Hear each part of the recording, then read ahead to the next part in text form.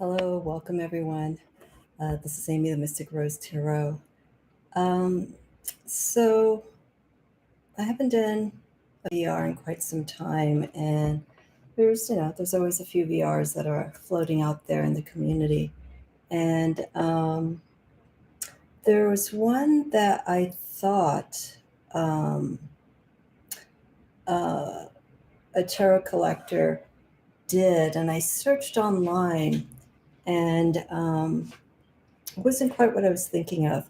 Um, So, what I decided to do was to hopefully this will be of interest to many who has a tarot collection or they have a nice connection to their tarot decks for readings. I decided to start a video response or a video reply, if you will, for everyone. Um, about what is your tarot biography. Okay. What I mean by that, this could be two hashtags, but I know it's easiest just F1. Um, the tarot biography. What what does your tarot deck say about yourself? What you have in your working collection, or what you have in your collection, or the decks that you connect with the most. So um, the biography part of this VR is when you look at the decks that you have, you start seeing a connection. You start seeing a pattern. There are these decks that you keep going back and forth um, to for readings or to look at it. So when I was ruminating about this, I was beginning to see that there are personality parts of who we are represented through the decks that we have. So that's where this VR starts. So look through your collection. Doesn't matter if it's a few decks or it's a massive deck. Take a wide scan of what you have with decks, oracles, and what do you see in those decks that are part of who you are? The decks are a reflection of who we are. So when you look at your decks, you can pull out decks that may represent you, or a deck that you feel fully represents you emotionally, a deck that represents, or decks that represents you, the way that you think, your perspective, the intellect. And then, just to kind of twist it a little bit, the decks that you feel physically could represent who you are just by their imagery, um, by by the way the suits are set up. If you feel like that's a deck that's like, hey, that deck's almost like me. It dresses like me. It looks like you. It could be colors that you wear, anything like that, or the environment that you live in. So look at those decks. You could break it down to those three aspects, and see what you come up with.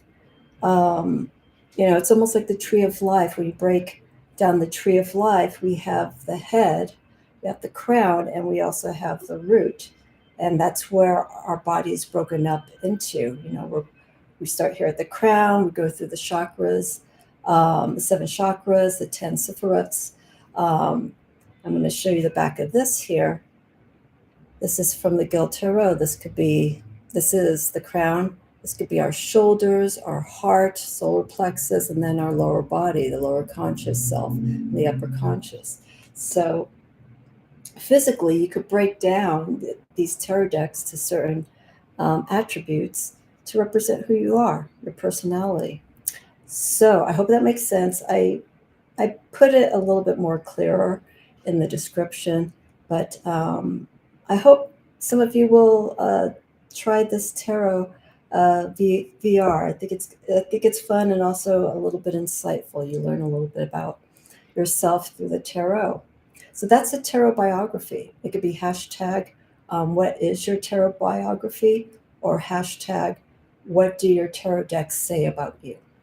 Okay, so what I have here is I don't have a great selection of decks, but the decks that I do have, I have a few incoming decks that are going to be welcomed into the family. So I will be introducing those slowly. Um, so these decks that I have here um, are decks that I work with, or they have a innate connection to me, something that I do have to work with at some point, but they're still here. They're still part of who I am. And so I'm going to give a breakdown as to why I chose a particular deck or series of decks to represent certain aspects of me. Okay, so with that being said, as always, cheers, water.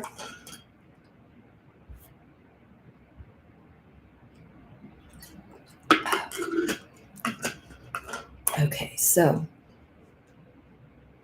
and there's no order to this. I'm going to do it very randomly. Let's just start here. This deck in particular, because I do my lives for the 8 Sabbats, the 8 witches Sabbats, which represent the seasons, and the lesser Sabbats of the year. So we have our grand Sabbats, which are our full seasons. So autumn would be Mabon, Yule would be our winter solstice, Ostara will be our spring equinox, and then Litha would be our summer solstice. Okay, so that's 4. Now the other 4 are the seasons that come in between these Sabbats.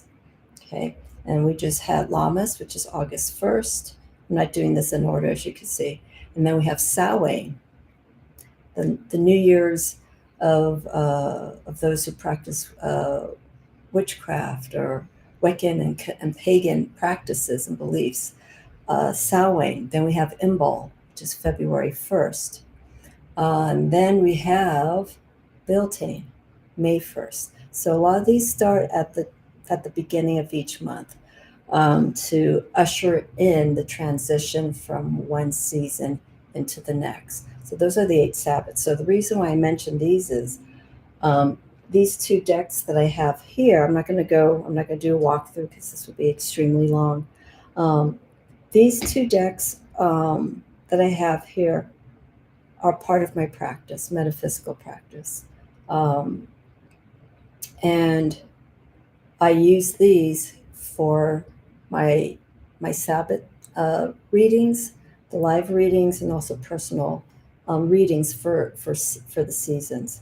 So first deck here is Witch's Oracle by Sally Morningstar. So those who watch my live know this deck. I use this deck to represent for each of the seasonal readings the general guide for each season. So for Lammas, I chose 1 card from Witch's Oracle to represent the general guidance for that season. And then I pulled cards from it. So let's see here, because I have quite a few decks. I think I'm just going to use the guidebook. Okay, so it's an oracle deck. So it's just 1 card, and this card represents, or this deck represents different tools, different energies to connect with nature, with the Wiccan practice. Pentacle. It's a very powerful deck for me. The reason why I chose the Witch's Oracle is because I'm very akin to the elements, earth, air, fire, water. I'm very connected to nature in regards to its weaknesses and its strength, and how we are losing connection to nature and the respect, and maintaining it and nurturing it. This deck here in particular, in relation to what this deck says about me, is just that. It reinforces and it guides me to how to work and to hold space for Mother Nature and all that she has to offer, from the animals to the energy of the air, to fire, to the healing aspect of water, all of those elemental forces. So for me, this would probably be more the physical aspect of this deck. There's the colors are, I love the colors because it works through the seasons. The Witch's Oracle does give an explanation about the Sabbats. It's very brief. It's not a full textbook, if you will, of the seasons. But Sally Morningstar does a wonderful job and just giving a general overview of how these seasons are important to us, and how we could bring this energy closer to us. Okay, so that's the Witch's Oracle by Sally Morningstar. I'll show you the, show you the cover. So these colors are like very autumn-like. I'm really missing the forces and the energy of being in the forest.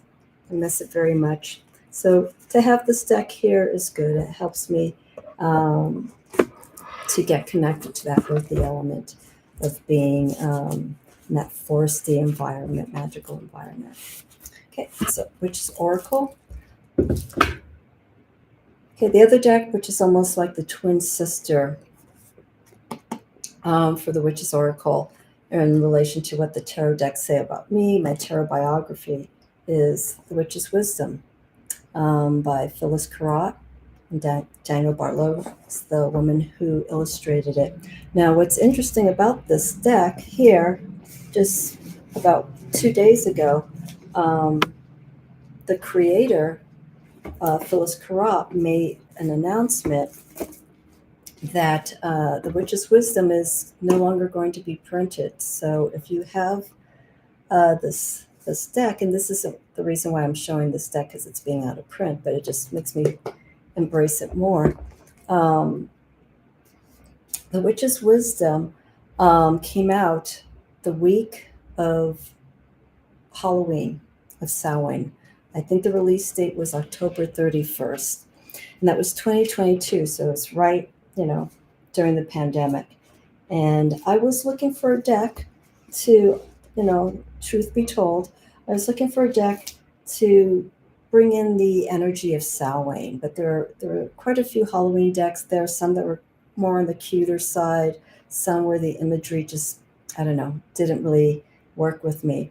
And then I saw this deck. I think there was someone on YouTube who may have gotten a pre-order copy of it. And she was going through the deck, and I go, that's the deck. So this is the Witch's Wisdom. This is the deluxe edition.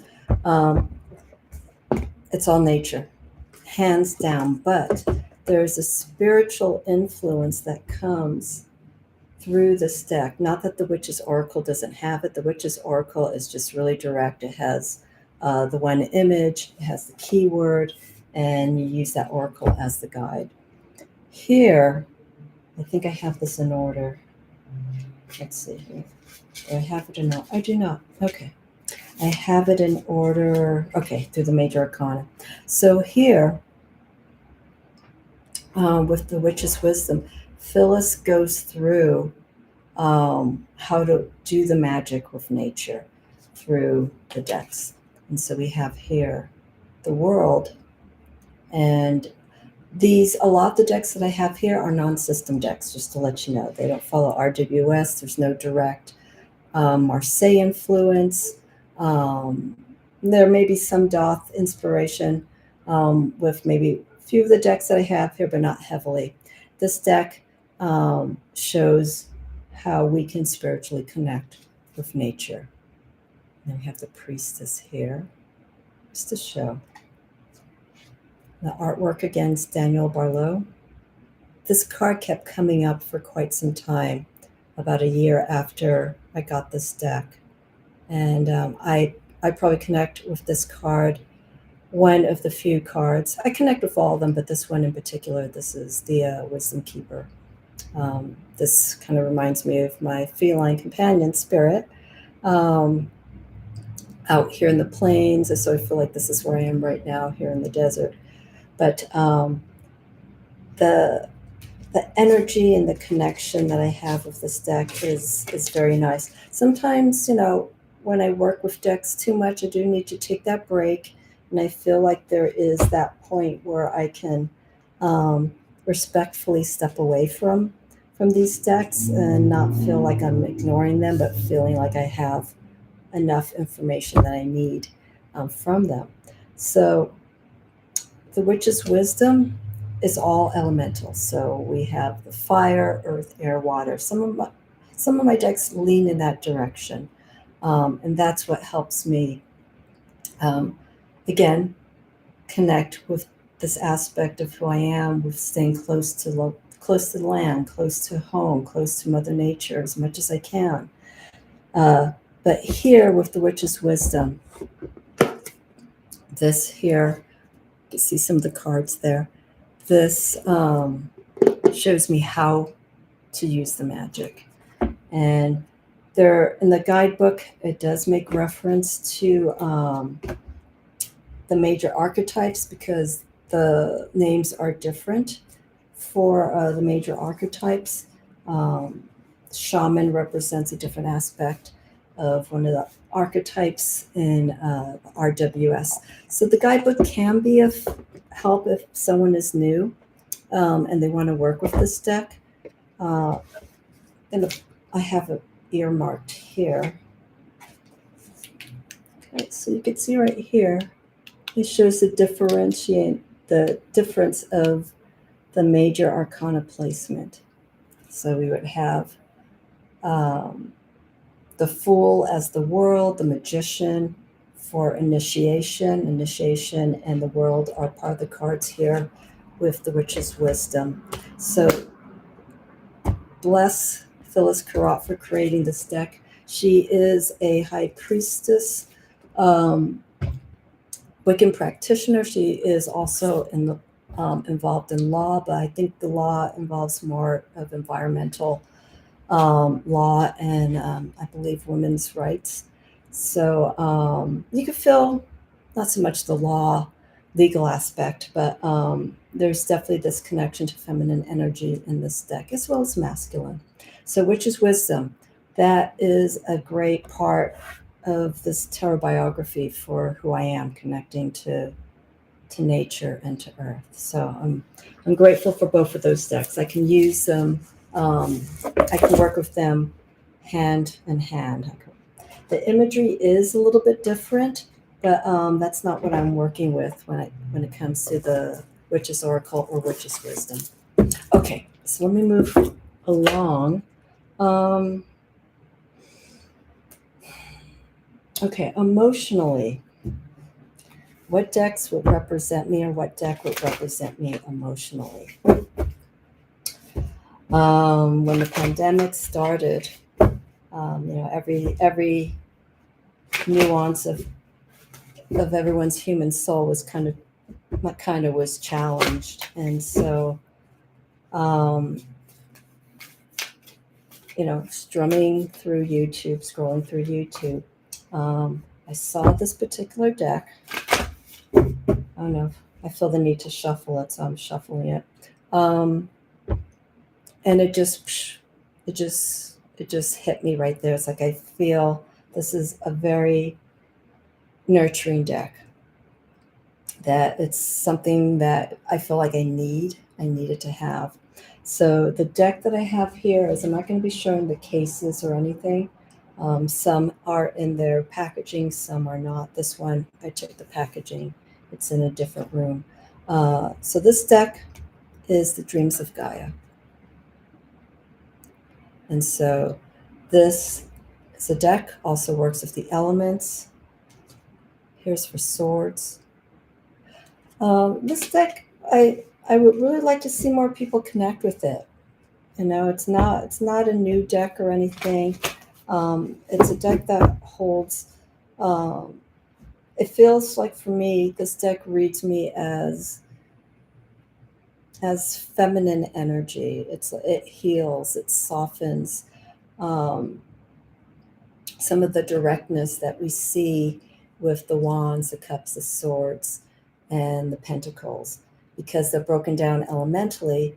It gives a different meaning. Like this is for water. This is our six of water.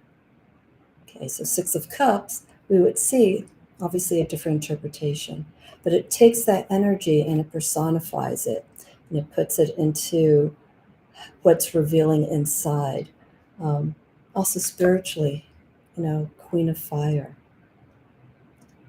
This is one of my favorite core cards, the Queen of Fire, Queen of Wands. It shows how this energy is activating and very influential and transforming, and how it is used to give back to other people for the Queen of Fire. These are the backs. Okay. So this represents me at an emotional level, but more I feel like the emotions in a spiritual sense. Like this awakens, it holds energy for me if I'm not feeling good energy wise. This is one of the decks I go to. It's almost like a maternal deck for me. Okay, so I don't want to put anyone off who feels like this deck could be, more feminine energy than anything else. It isn't, but for me, this is how it connects to me. My mom, excuse me, my mom's no longer on this planet. Funny how that just happened. And this deck for me feels like her energy. So it's the dreams of Gaia, for more of the emotional, deeper emotions that's going on. It can be revealing at a psychological level, but more for healing. Um, so, and it helps you with directions, which door to choose, all these different forces that are available to us. And it's so funny, just as I said that, mentioned about my mom passing away. I've been thinking about her because her birthday was just about a week ago. So she's been in my mind and in my heart. Okay, so Dreams of Gaia. I'm going to move right along here. It's the deck that I feel as a tarot biography, holds energy of emotions, but more for healing and revealing. This could be this is almost like a therapy deck for, I think, a lot of people, because it does take the tarot image and put it into a different context. So, Dreams of Gaia. Let's see what else I have here. Okay, honorable mention.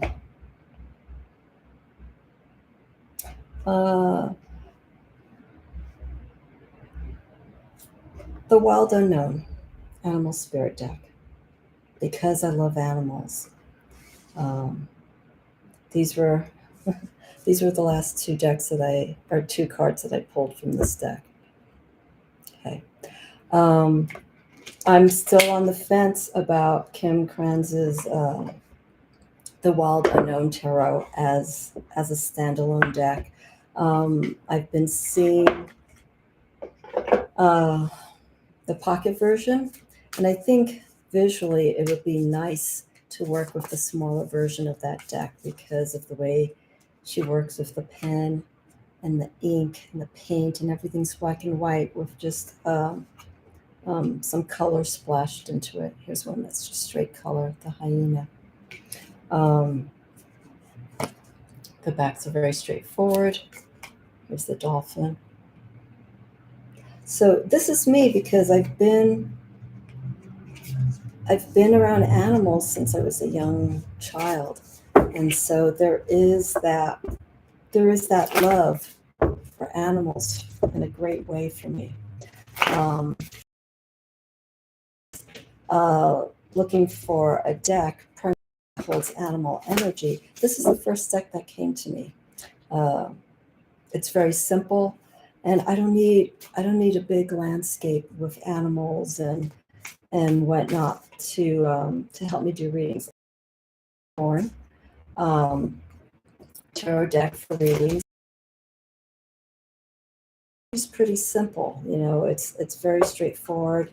What I like about this deck is that if you want to focus on one particular animal energy, not all the animals are covered here. There's so many different species, but you could still work with the energy of birds, you could work, or fowls. You can work with the energy of reptiles. You can work with the energy of mammals, um, and we cover an energy of fire, salamanders. You could still work with those forces, and that's what I like here, as we see here, and also spirit. Um, it's the elements of what the energy of these animals represent. So I think you're starting to see a little bit about where I'm coming from when it comes to what decks um, show who I am.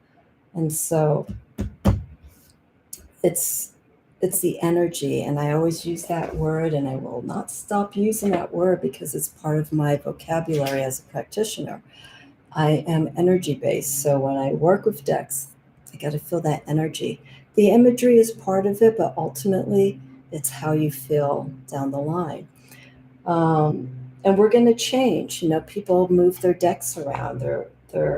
They lower the amount of decks that they have because it no longer serves them, or they got it on a whim and it's not connecting with them.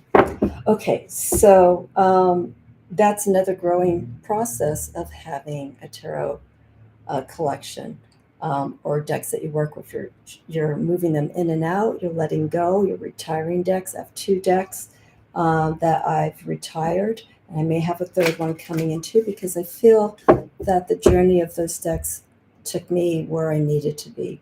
And even though they're not here, those 2 decks are the Rider-Waite-Smith, no surprise, and the Gilded Tarot by Ciro Marchetti, because it was such a contrast. The Gilded Tarot is very fantasy, very bold color imagery. It still worked along the lines of the Rider-Waite-Smith.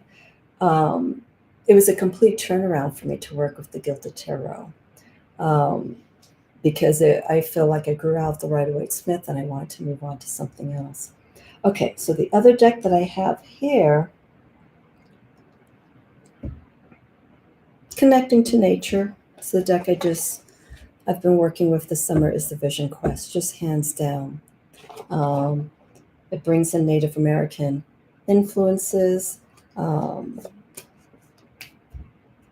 the culture. We have, and I like different representations. Like here we have 10 of air. It's not so graphic, but we have negative thinking. We can see this energy and feel this energy of the vultures building up. 10 of water, just beautiful. So for me, what this deck says about me is this actually the shifting of my practice in a spiritual sense, because since I've relocated right now in the desert, um, there's a shift. There's a different element that's over here, and this deck really opened up a lot of things for me, surprisingly. So with this Vision Quest tarot deck, this is something where I feel the Native American culture and their traditions and spiritual practice actually lets me focus on the elements. It's another elemental deck, but through the eyes of Native American culture, which I've embraced, and I wish there was more of it here. It's you have to look for it. It's not like on every corner that you could find something of that influence. So for me, and also the Sun card, which represents this month of Leo. Beautiful card, just wonderful, wonderful energy. I do readings with this deck, so you could see more information about this deck. The colors, not too bright, but just feeling that energy of the desert here through this deck is wonderful. So this deck, what it says about me is more or less, I think the transition that I'm in right now, living here in the desert. Um, so this could be a physical and spiritual biography, the vision quest, showing the transformation, what's shifting inside of me. Okay, other deck I have here. Okay, I cannot forget this deck. Alrighty. It's so powerful, I have it in 2 bags. Barbara Walker. Okay, so now the energy is going to be shifting with a few decks that I have here. There's quite a few more decks, but the decks I pulled here are the ones that I feel, um, you know, represent who I am. Okay, so those who know Barbara Walker, um, this deck for me is now going into the spiritual, deeper aspects of my metaphysical practice. Now, I say metaphysical practice, that also incorporates uh, taking in traditions of witchcraft, paganism, some other forms of divination. Um, but this deck here allows me to focus more on that metaphysical aspect, more on the fine tuning of not the occult, but there is some influences in that in this deck. But this is the deck that I would probably say would probably be more swords. Barbara Walker's a Cancer, but I just started thinking right now, I feel this deck, I'll show again, is very direct. It doesn't hold back. It's almost like a Queen of Swords energy. You're going to take it like it is, um, or not, and then be left behind. So this, for me, I would probably say this is the way I think metaphysically. Okay, as I say that, I show this card. I don't think like this. I don't hang people from trees or anything like that. But it's more the directness um, of what this deck represents. There's different gods and goddesses from different cultures that are in here to represent the court cards. Kiyama.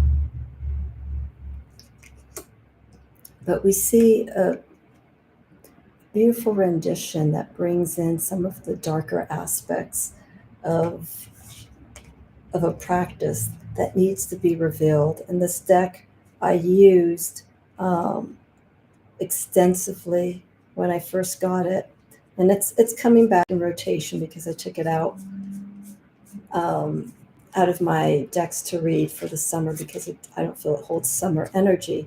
This deck is going to be coming out more in the fall season.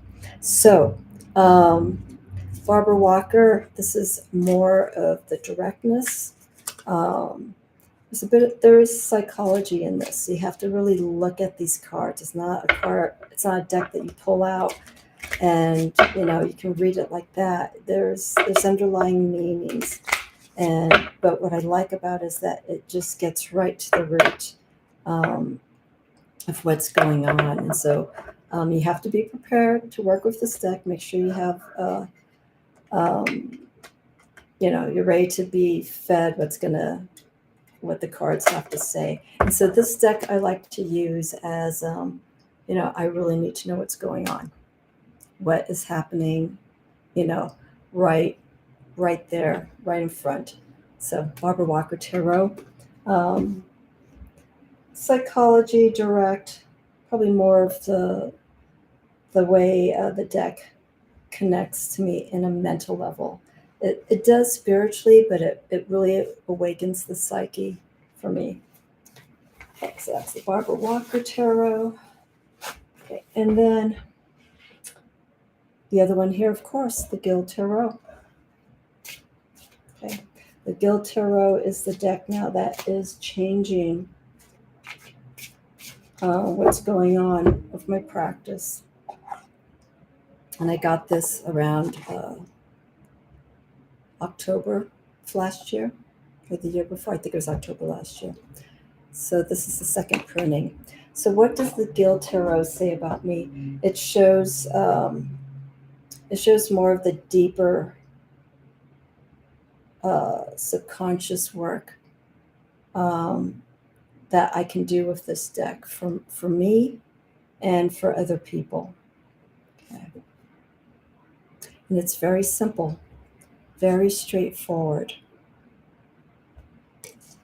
A little bit like me. I feel this deck, if I was to round out one deck, even though this doesn't work with the elements, but shows all the different nuances of me, I would say it's the Guild Tarot.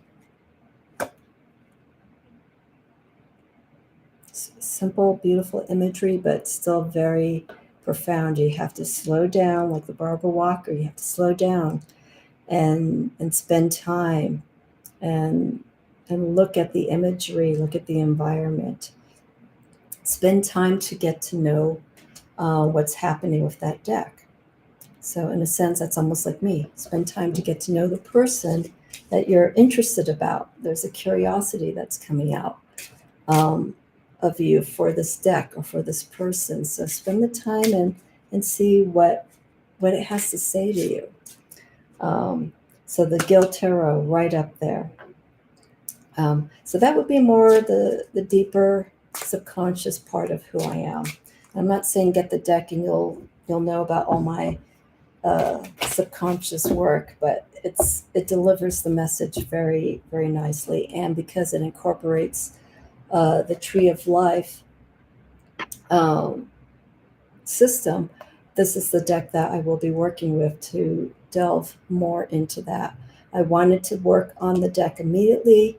I'll work with the deck immediately to work with the Tree of Life energy, but it's a lot of work. And this deck and the Barbara Walker Tarot, what I like about it is it forces you to slow down, okay, and really take check as to what these cards have to say about you, okay? So Barbara Walker and the Guild Tarot, more of the subconscious, the deeper part of what's going on with me to reveal as an individual. And then, let me see here. I'm going to show this deck because I haven't brought it out very much, hardly. This is more of the curious side of me. This is the Mythical Creatures Tarot by Baba Studios. And it had creatures in it, so that isn't the reason why I bought it. But when I saw the imagery of it, I thought, yeah, I can work with this. It's a very busy deck. Okay, so it's not one of the decks that I feel fully represents me. But what I like about it is that there's a bit of a playfulness in this deck because it does involve mythical creatures, strength. Here's our Knight of Coins. So again, you look at a deck like this in a different perspective. This is probably more of this would probably be a deck of, because I haven't practiced Marseille fully, I think this is the deck that if I want it to be a deck, it would probably be this because it puts me into territory that I don't normally work with. And it is, I'm looking here,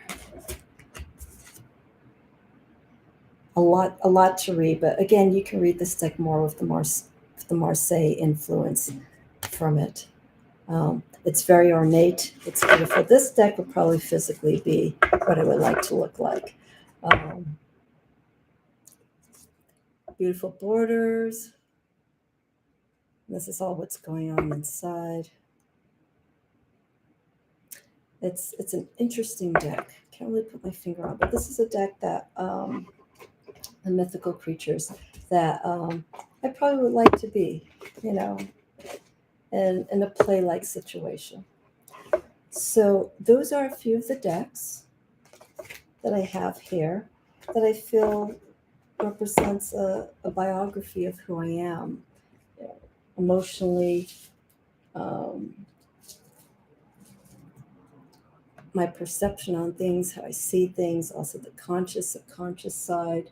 Um, I think, again, if any deck was to represent me physically, um, because of my connection to nature and whatnot, it would probably be the Witch's Oracle and the Witch's Wisdom, um, and the Animal Spirit, just because of that energy of connecting with those creatures of Mother Nature, and just working with their energy and learning from them and growing with their message, learning what needs to be taken from it. Okay, so there you have it. So it's your turn. I hope you decide to test out this VR and see what the decks have to say about you. Look at the decks again, see what you have. Pull the decks that you feel represent certain characteristics. You know, if you have a deck that represents more of the happier side, do this. The sadder side, do this. The physical side, go for it. Um, Here, you know, I took it into the elements of emotions and how I perceive things, how I see things, and physically how I feel these decks connect with me. Alrighty, so signing off. If you do decide to do this VR, you can use one of two hashtags. What is your tarot biography?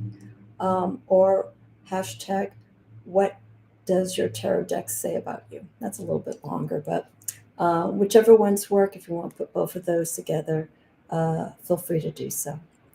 All right, so I look forward to having a few people jump on this and explore their tarot decks and see what the decks have to say about you. All right. Thank you so much for watching. And of course, leave comments, so on and so forth. And this, I just thought of this hashtag very last minute. So um, you can sort of run with it and play with some of the concepts of what is your tarot biography.